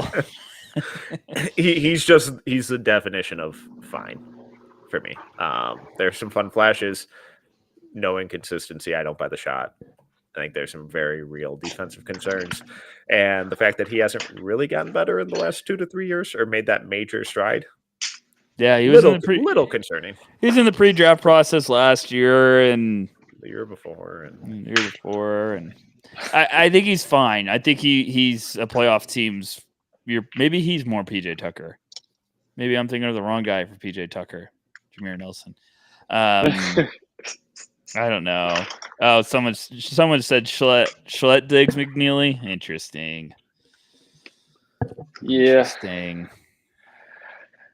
Yeah, Andrew likes Andrew will throw out a guy, and like the Thunder fan base will just like group think that guy for like the rest of the draft cycle. It's amazing. That's when you know you've got power. I love that. Yeah, I know, right? He's got crazy motion. Love Andrew, friend of the show. Oh yeah. I love Andrew as well. I went to 2 finals games this year, and both times Andrew was there. I'm like, dude, we gotta meet up. And like it wasn't meant to happen. We still haven't met up. So You're big time in the Athletic. What a fucking power move. no, not me. No, No. he's Oh, the the one. other He way said around. Sorry. he said the Misheard you. Athletic. The Athletic did what they usually do. I think we would do that, and they'd be like, "No, cool guys." Well, I got to meet Tyler Parker in game 2, and I met Nick Collison last night. So Oh, the Okay, legend. so no offense to Yeah. Andrew. Oh. Nick Collison's the bigger one. Sorry. One of my all-time favorite players coming out of Andrew, college. find your place again. No, I'm kidding. That's incredible. Collison. Wow. yeah, That's a Sophie good one. Cunningham was also in the concourse, but Yeah. she somebody approached her wearing a Thunder jersey, and she just kind of looked at him, and so like he walked away. I was like, yeah, we're just Shoot or gonna leave shoot. that alone. Shoot or shoot. Will Riley. This I know that he was a freshman playing on the Illinois team. Got some upside, got some size. How you guys feel about Will Riley? Metcalf, is this a crazy one I just thought of? It would be like Thunder fans taking another Ousmane Dieng, but more offensive gifts. Yeah, I think Riley's more polished than Zhang was. I don't at know this if point. defensively Dieng was better. Us had way better measurables. He was bigger. Yeah. But it's similar kind of concept where Riley will probably be a second team guy, just because he still has so much room for physical development. He's so skinny, but he improved a lot as the year went on. I thought he was probably the worst guy at Hoop Summit last year. I thought he was really, really bad. And then everyone kept telling me he was a top 10 guy coming into the year. I'm like, I don't see that. But then, got off to a scorching start, knocking down everything. Then the shot stopped falling as consistently, and his total impact disappeared for like 2 months. And he was just flat out bad. It's like, all right, cool. You'll be a sophomore guy. We'll see what you look like with a full year in the weight room. See you next year. And then the last couple months, he really started to turn things on. And something I've really enjoyed with him is just his overall activity on both ends of the floor. It doesn't always lead to positive things. Like, he has no idea how to navigate a screen. He can get bullied on defense. He can't move guys when he's driving, but he doesn't shy away from the challenge. The off-ball activity is always there. He's, constantly chasing his guy through screens. He doesn't give up on plays. And I think that stuff is really encouraging, where a couple years from now, once the body does catch up and the strength does catch up, that's like, all right, well, the mentality's in place. Have the skills developed more? Has the shot versatility continued to develop? Has the processing speed and decision-making continued to develop and now ready for that body transformation? If not, could be rough. And there's some really key developmental periods here and years here that I worry about he's going to miss, basically just because he's physically not ready to handle the league. And we see that from guys quite a bit. And it can be really, really tough to miss out on just playing these next couple of years. Yeah, it's tough with these big recruits because their game in high school can scream like, "Hey, I should reclassify and go up, and I'm ready. My offensive game is ready to take that jump." But your physicality isn't. Sometimes your body's not ready. So like, he reclassified to join Illinois, and it was a big deal. And I was with Metcalf. I feel like I saw him at Hoop Summit, and I was like, I don't know about this one. Like, it was just so skinny when I saw him. I was like, this dude, I don't care how good you are, you're too skinny to to be almost ready for the NBA. And then this year, like, I watched him. I was cold on him early. I watched him. He has some offensive game where you're like, man, this is an NBA player for sure, with just like how smooth he is offensively, what he could do. And he plays hard. Like, he battles, but there's just games where you're like, he can't do anything because he's just not strong enough yet. He's just all the tools to be a weapon offensively, but there's just games where like bigger guys just drive on him, and it's like, you can't stop me, like, because you're just not there yet. So I'd like him to land somewhere where they could just be like, we're just putting weight on you. We're going to, because he has the offensive tools. Like, there's an NBA player from the offensive game, but the strength really could be the strength and the defense but I think it's kind of a package deal. Like if he gets stronger, I think he'll be better as a defender for sure. TS, is he like Sean Livingston? No. Cool. Which one? Warriors, Sean Livingston? No, but neither. neither. He's not point guard. No, he's not point guard. I mean, he's a. I don't know. I actually weirdly like the Zhang thing, except he's just naturally more gifted and skilled offensively than Zhang was. But listen, I saw Usman he's Zhang kind of like a Kevin step back Herter three right in now. the finals last night. I don't want to hear any slander. I'm not slandering it. I'm just saying like it's the What's the super score again? lengthy. We don't need to talk Metcalf. about it, Metcalf. He cut the braids, man. He lost his superpowers. So, no, on a serious note, one of the last wings that I wanted to talk about, and Rucker, I know that you was high on him in the past when he was still at Kentucky, but obviously went with Cal to Arkansas, suffered an injury. Adu Thiero. How do you guys feel about his prospects in the pro? I feel like I saw him like late first round mocks earlier in the season, and then I guess did the injury derail all that and push him to second round? It's like still he's lingering there for me. I think maybe early second round. It's funny enough is I think he was a big beneficiary of like the dropping out class. Like everyone that went back to school, I was like, dude's going up now because it was kind of like he might be battling with some guys up there. I still like him. Metcalf's a little lower, I think, but I like him. What I've said is if it was a normal year, this year's first round, you get to a point where it's like every team's pick has been traded to somebody else. And then all of a sudden Boston's just like in the middle and they still kept their pick. But like if it was a normal draft year and it was all those playoff teams from 20 on, I think a dude would be going there for sure. Because I think everyone would be like, he's tough, he's physical, he plays really hard, he's got athleticism. There's stuff here we could work with. Like he's an energy garbage man to start out. Like would help the vets. Now you got a bunch of those young teams in there that are rebuilding with multiple first round picks. Like, I don't know. It just might be tough because they might be like, we need to swing a little upside instead of getting someone like Adu. I'm not saying they shouldn't draft him, but that's just how these guys usually go. So I don't know. I'm going to be interested, but I still like him. I don't love the shot, but I love a lot of the stuff that he does on the basketball court because he does a lot of stuff people don't want to do, which I think is really important at the NBA level. I just worry he's Andre Jackson. Incredible physical tools, insane motor, just plays like a psychopath in a good way on the court, and just like absurd defensive potential. But can he survive for more than 2 minutes on offense? Good cutter, great in transition, but never been a shooter, not really a playmaker. He kind of reminds me a little bit, honestly, of like a lot of the things that were talked about with Lou Dort coming out of ASU. But I feel like there's still a little more optimism with Dort's shooting and playmaking and decision making at that point. God, that feels like an eternity ago. But I just the physical tools with Adu are awesome. If I could get him in the early second, I'd be really intrigued. If you're telling me I have to take him in the first, I lose enthusiasm pretty quickly. Yeah, what I remember from him from Kentucky, man, is it just felt like he played loud. Like on offense, like he was just getting to the rim, dunking on people, and defensively, man, like it's one thing to just get your hand on a block, but like he had some of the most emphatic athletic blocks I've ever seen in a college basketball game.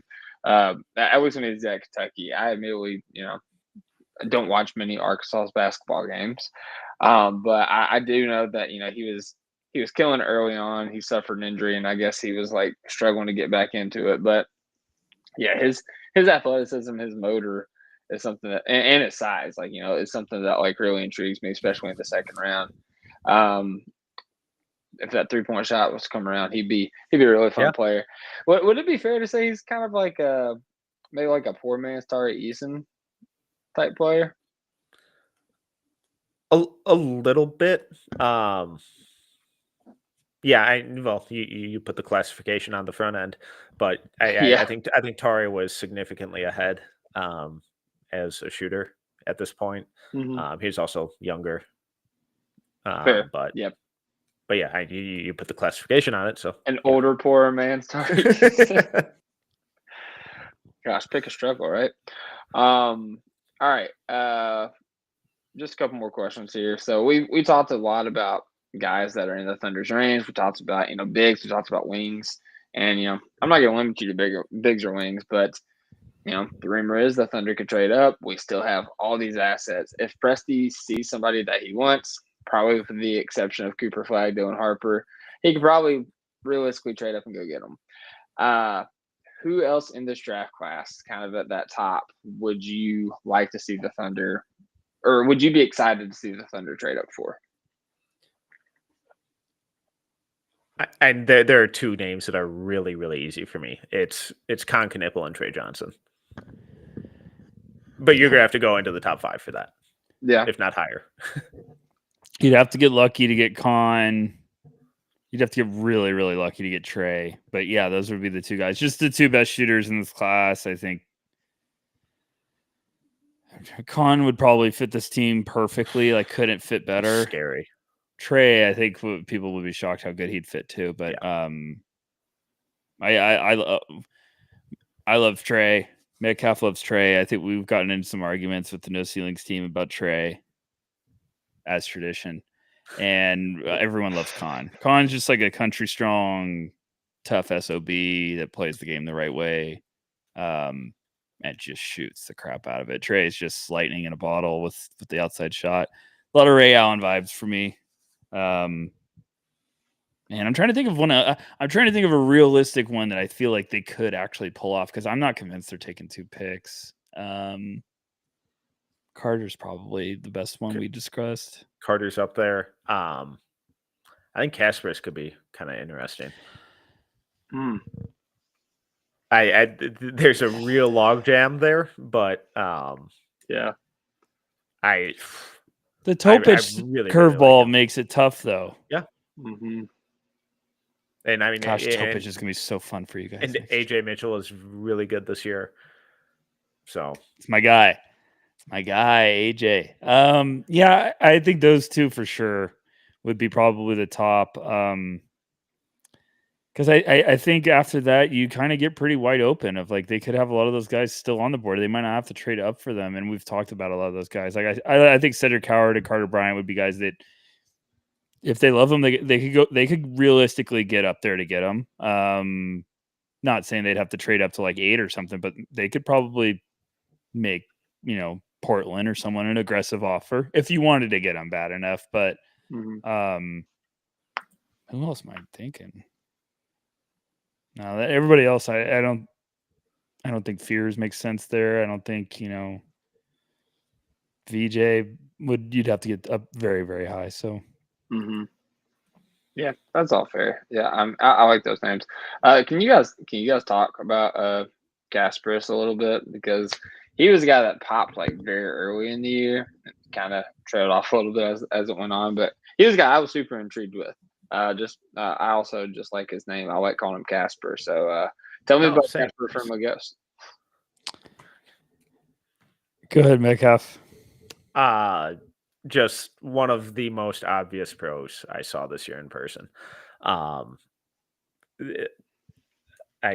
know people are going to roll their eyes. They always do. And I've told the story a million times on our pod. But like his warm-up routine was the most polished, the most meticulous, the most detail-oriented that I saw from anyone this year, where he's working on off-foot stuff through contact, where he's covering a ton of ground laterally, all of that kind of funky shot making, shot creation stuff that you see from the pros before every one of their games, he was doing. And then he immediately goes into the stands and is taking pictures with kids and signing autographs and interacting with every single Illinois fan who traveled up to Minnesota to see him. And he just big smile on his face the entire time, incredible teammate. And it was a carryover of what we saw from him at Hoop Summit the previous spring. the shot fell off, but that team also, him included, suffered a ton of injuries throughout the year, a ton of illnesses, like a lot of the other Big Ten teams did. Not quite as bad as Rutgers, but it was going around. And he's super versatile, can play on or off ball. I like the defense a lot.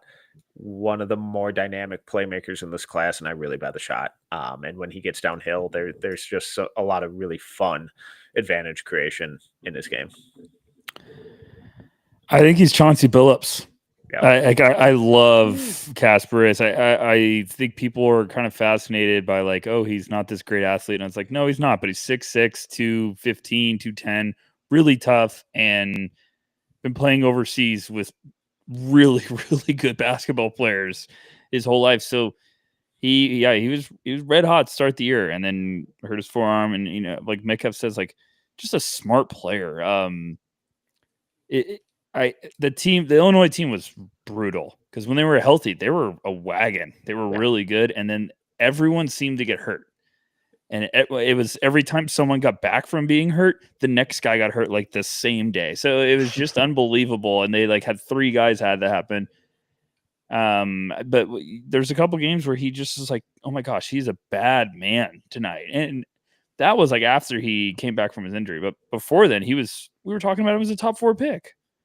And anyone that doesn't, they're lying. He was a top 4 or 5 pick right in the beginning of the year because he just checks a lot of boxes and he needs to limit the turnovers. But I had a scout once tell me, like, I will always take those guys over the guys I need to get going. Like, if you just need to pull the reins back on a guy a little bit, that's fine. There's nothing wrong with that. But all the intel you hear about him is just like the coaching staff loved him. They gave him everything he could handle in the world, and he just welcomed it. He was like, just give me more. Like he's a student of the game, a pro. So very thunderish pick if that happened. But I could see him going early. I could see him going later. That's the one guy everyone right now has been like, no one's talking about him. What's the deal? What's going on? Like Kasparis everyone wants to talk about him and no one's got anything. But so, I think he's the most malleable point guard in this class. You know, at least when you look at the top 20 guys, I think he's legitimately one of these guys that can fit on any roster. Where it's like you look at the point guards and it's like Jeremiah Fears, a little fit dependent. You know, Dylan Harper's probably obviously good wherever he goes. But a lot of the like Yegor, a little more fit dependent. And I think Kasparis is. No matter where you see him placed in mock drafts or, you know, rumored tweets or whatever, it's like, oh yeah, that makes sense. Oh yeah, that makes sense. It never feels like a reach or that he wouldn't be able to fit or adjust to their style. Yeah, that's fair. One more question on Kasparis. He asks, Topic or Kasparis? I guess he means as like prospects. Like, I'd say Kasper. I would say Kasparis for me. Kasparis can shoot. If you have him going to the left, he has a step back that is just like, that's the move. Like it's a move where like it'll be his move for the rest because it's just a step back. You see it coming. It's like the stupid LeBron step back when he looks down at the ball and then everyone knows it's coming. Somehow the guy on the court doesn't know it's coming. And Kasparis has that one, but he has it down and it's good and it's a really good one. So like, with Topic, he didn't have like an offensive move. It was just a playmaking was so awesome and the size. Kasparis has like a couple moves in his bag already. So he's I would have had him higher. So Kasparis is basically Josh Giddey and Trey Man on one player. Good to know. Pretty much, which is pretty good.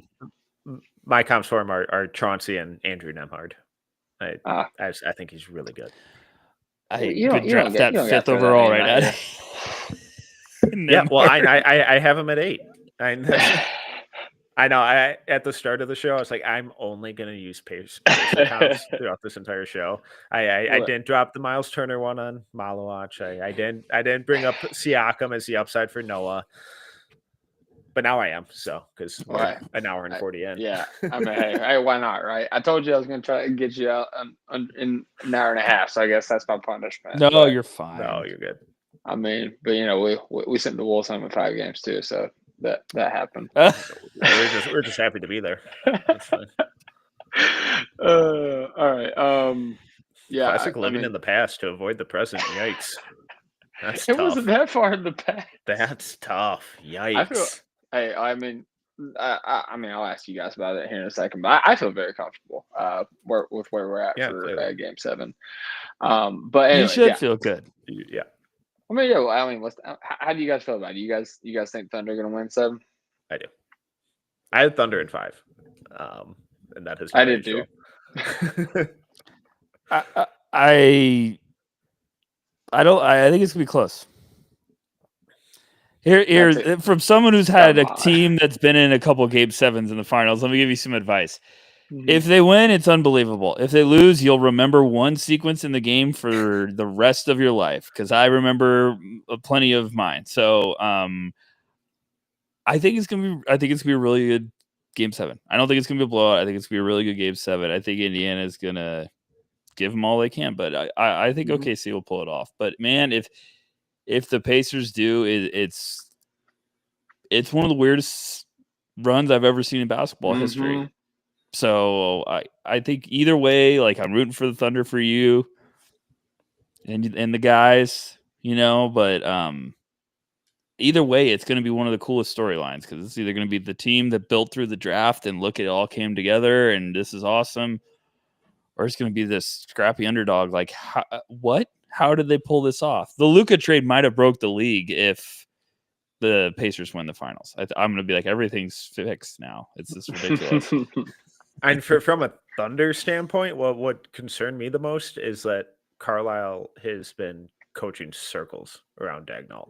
I think this has been Carlisle's like magnum opus. He's been incredible and constantly forcing the Thunder to adjust and change how they play. The utter lack of ball movement from you guys this series, it's like, this isn't the team that we just watched for the last 8 months. It's weird to see you guys devolve into such heavy Isoball from start to finish. Like late, I get it, but for that to be the thing and constantly tinkering with the starting lineup and who's in, are we gonna? It's like you guys were a wagon all year. Impose your style, and for some reason, he's just adjusting and trying to fit into and counter, and it feels like he's overthinking it. Let me help him out a little bit. One, Rick Carlisle's always been an amazing coach. I don't know why everyone thought he was like he's one of those dudes. No, but this is a really big thing, and I'm very passionate about this. Young teams have to realize how to become a champion. I think it's a legit thing. I'm a Celtics fan. They couldn't figure it out for years, and I was like, they're not ready. They're not ready to get over the hump. It's a whole different thing because you just know you're so close. But it's like you have to winning in the regular season and then the playoffs is all just like throw it out the door. It's all in-game adjustments. You hear players talk about it all the time. They're like, it is just figuring out the next game. Like this is going to be the shot I get all series. I'm going to be open from here. Like I got to work on this. I feel like Kobe was one of the best ones. That he's like, I would watch film and be like, Ariza's going to be open this shot every single time we come down here because I've watched 3 games of it now. So I think the Thunder why they're kind of like battling with a couple of these teams is like, you just got to learn how to become a champ now. I think they're going to do it, but it's one of those, like, some young teams just never realized it. Like the Shaq and Penny Hardaway Magic, they just you never bounce back because you kind of are like, oh, we're going to cruise. And it's like, you gotta figure out how to put teams away. You got to figure out they're going to be, giving you your best punch too. But I think that's what the Thunder are learning right now. And I think on Game 7, they're going to figure out how to be champions. So it's just one of those, sometimes it takes teams a couple trips back. Sometimes you just got to battle through some adversity. So I think the Pacers have been incredible. The coaching staff's been incredible. But I think the Thunder have also probably been like, we're so close. Let's just throw a haymaker. And I think right when they're trying to do that, I think the Pacers are like, we got them. And that's when they've just battled back. But I think OKC's going to look at each other and be like, let's do this. Let's finish this off and learn from it. And then you become stronger for years to come. Yeah, I've been telling anybody to listen. The parallels to this series and the Nugget series are like It's scary. Yeah, it's eerie. But hey, I like the way that one ended. So like, if that's the script we're following, then I'll end up happy. But yeah, back to the draft. Final question, kind of close out because I'm determined to keep you guys on here till the 159 mark, just so I can be like, ha, under 2 hours. But yeah, final question.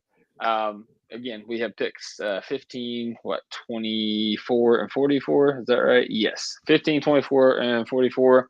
What is a fun combination of players that you guys would take for the Thunder in those picks? Hey, this is always when I have to get my board up.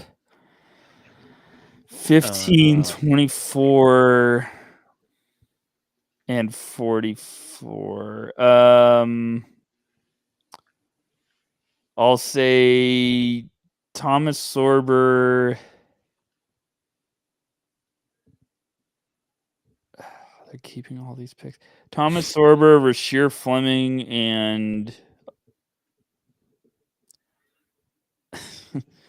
Elijah Martin. I was going to shout out Elijah at 44. I'm not giving them I'm not doing stash guys. Everyone would be like, we don't have that much spots on the roster. I know. I'm having fun here. Realistically, there's probably a stash in there or they're trading their pick. But those would be three that if they left that, I'd be like, oh my gosh, Thunder, you got to be kidding me. They just stole the draft. So, all right, I'll try and mix it up a little and not just go with the same names. I'll go Cedric Coward at 15. Then what was it 24? Mm-hmm.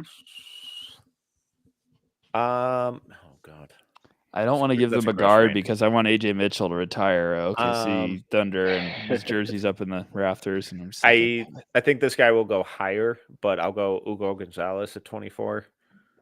And then 40, this is a very realistic Thunder draft so far. 44. If they didn't go big, I'll throw in like a Vlad Golden late flyer for a big in the second.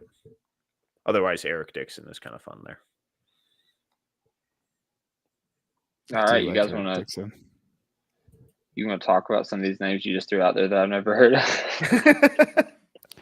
This is what we do. I mean, if you want us to talk about it, we're happy to do it. This is what we do. Okay, so Elijah Martin is. He was on Florida. He's a pit bull. I'm trying to give a comp just for Thunder fans to be caught up. In theory, you're drafting. It's like Davion Mitchell. With bounce? Yeah.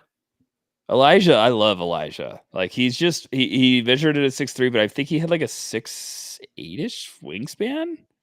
Something stupid. But he's bouncy. He's tough as nails. Improved I don't know. Shooter. Maybe could be like Patrick Beverly with bounce. I don't know. I just would like. He's one of my favorite guys in the second round. I would be like drafting him probably early second round. I think some team's gonna fall in love with him and just say we're taking him. I think he's like a blend for me. He's like a blend of like Davion Mitchell, Chris Dunn, and Keon Ellis. Eric Dixon built like a Mack truck and shoots the crap out of it. George Niang, kind of. He's 6'9", 260. Looks like Julius Randle that shoots threes.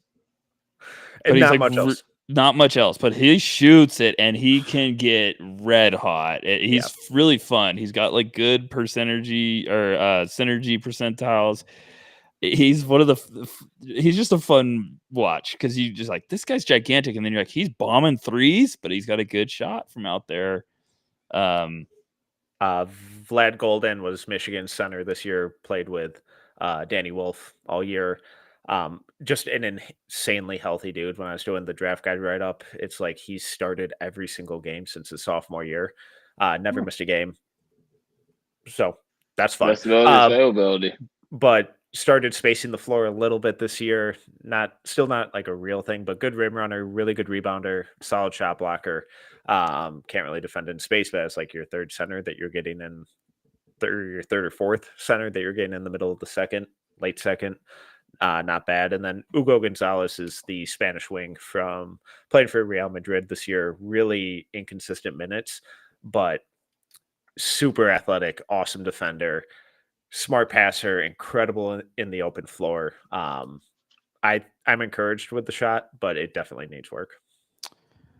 Hugo would be like, there's a chance the first summer league game you guys could have like oh my gosh, Hugo's like fan club's already started with the Thunder. He like his flies out of nowhere, throws a tip tuck in, and like gets in someone's face and screams. And you're like, this is a Spanish guy from Spain does this, but he's super feisty. He's super feisty. He's thick and he's bouncy and he just plays. It's so much heart. Yeah, Christian Brown-esque. He's fun. And he's on Real Madrid. Like, you look at his numbers, you won't be excited, but you go look at the team that he has on their roster, and it's like 10 guys that were in the NBA. So it's like he's got any minutes there. It's unbelievable. So yeah, I mean, there's fun guys all over for the Thunder. It's just gonna be interesting if they keep all those picks or they try to maybe package to try to go up a little bit, but we always say, like, hey, Sam's not going to keep these picks. And it's like, well, he keeps them. He drafts, and he keeps finding guys. So I think this is another year they could do some damage. Yep. Yeah, I mean, it sounds like there's a lot of names throughout the board. I would love to find a way to get Kobe Bryant, especially after the showing that we've put up in the finals. But, we'll see how it goes. But last question. I know you keep saying that. Famous last words, right? Rucker, like, specifically, I remember you were super high on Pacome Dadier last year, and like this isn't like a referendum on Pacome Dadier. It's just like a guy that you are higher on the consensus for both of you guys. I mean, I don't feel like, I'm assuming this doesn't count, but like I have Trey Johnson at 3 in a tier with just him and Dylan Harper. I'm guessing that doesn't count. I'm assuming you're looking for something a little more fun. Come on, man. It'd be Lamont Butler for me, but I have him at like 40. Okay. Oh, hey, I like that. Let's go. Higher than consensus. I'm looking at my names. Where's Rucker? Where's consensus at with Bogey Markovich? Because he'd probably be another one for me. Where do you have him? 30. Yeah, you might be there. I mean, I have him at 32. Yeah. Man, I guess people have moved him up though, but I'd say Noah Essen is probably me for me. I think I've got him at 9 or 10, and I think people have had him around 17-ish most of the year. Like, I'm just saying the mainstream boards and stuff, but Neek's I got Neek at 11. Yeah, I think people got Neek late first round. I got Neek at 11. Neek's the type of guy for the first year. Like, if people are like, "Hey, Sam Vecini's got him at 28," I'm throwing up my middle finger because I'm like, I don't give a shit. Like, this is one of my favorite evaluations I've watched since J-Dub, like Halliburton. It's just the easiest. Like, there's just guys you watch, you're like, I'm in. Yep, all in, easy. This is turn it off. I can go to bed early tonight because and then you watch games when you're just like, oh yeah, like I don't like to make it too difficult, but then you also try to find stuff you don't like, and you're just like, I can live with that. I can live with that. And with Neek, it's just there's so many positives. So I've had him I think I've got him at 11 right now. I love him. I don't care. He's older. Like, sweet, awesome. He's really good, but he just could go to a club. Great. Right. No, absolutely. I mean, hey, if you're producing, it don't matter if you're a vet, don't matter if you're a freshman. Like, we take production. But fellas, we're right at the cusp. Take 6 minutes to, plug anything you want to plug. The floor is yours. I've got to go turn off an alarm. I'm listening. I will be right back. So take your time. Oh, incredible. Well, he is Tyler Rucker. You can find him on Twitter at doing our outro for our show. That's a good flex.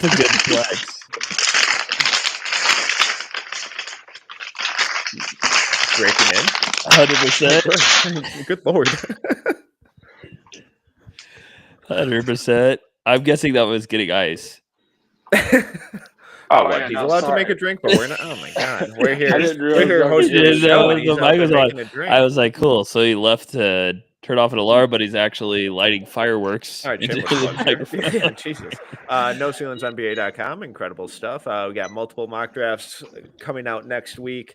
Monday is what we would do. Tuesday's our final big board. Wednesday is our Intel prediction mock.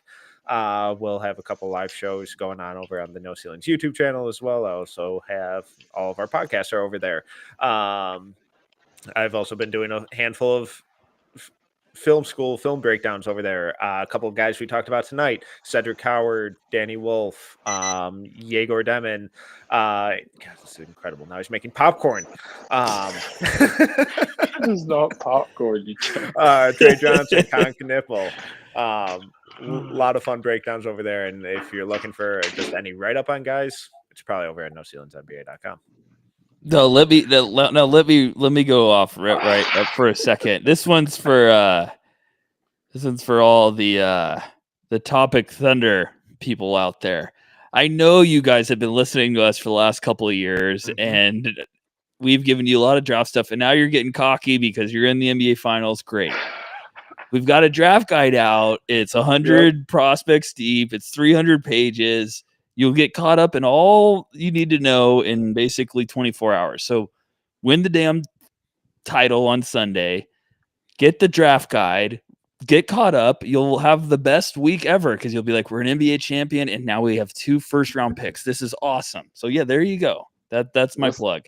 I tried to give you 3 or 4 more minutes.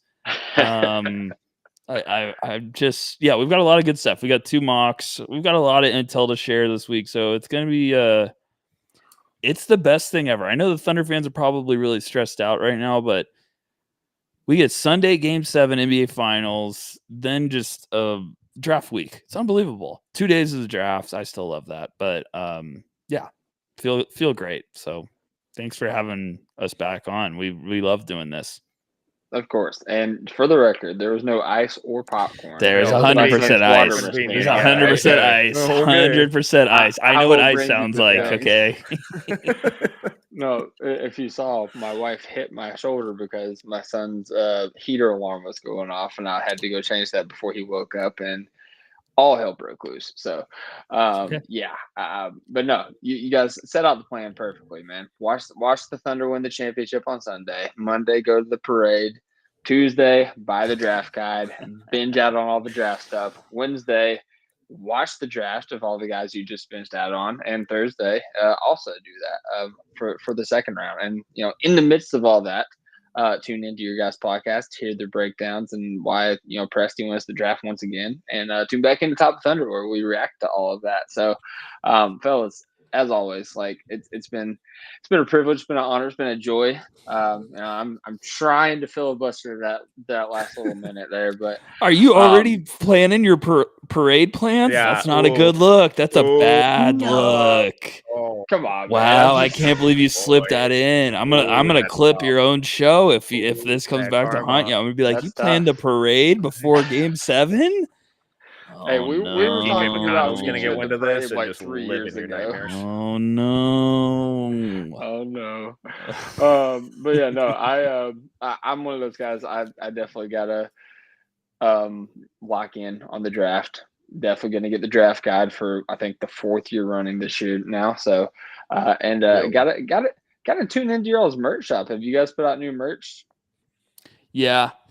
Don't think we promoted it because we were just kind of all trying to figure out where we are after the draft guide mentally. But we'll probably announce it next week. I think Corey also just threw up a bunch of stuff there, and I was like, oh, we have a bunch of new stuff that Corey didn't tell me about. So it looks good. But we'll pub it out. Money. Yeah, it's a great marketing process. But no, we got a bunch of new stuff coming, so we have a very busy week of announcements. It's gonna be a fun one. Absolutely. Well, yeah. Once again, guys, tune in to the No Ceilings and all their mediums that they cover. Subscribe to their Substack. It is the 3 Fs. Going back to it, it's free, it's fun, it's freaking informative. So get after it, man. But with that being said, we will be back on Sunday after the NBA Finals. For better or worse, whatever happens, we will be recapping it as we have every game of the playoffs. And we're going to be talking about Thunder victory. I'm putting it out there. So with that being said, on behalf of myself, everybody at Talk Thunder, Tower, Rucker, and Tower Metcalf, hope everybody has a great night. God bless. Hoop when you can. And as always, Thunder up. oh, come on, guys. Finals.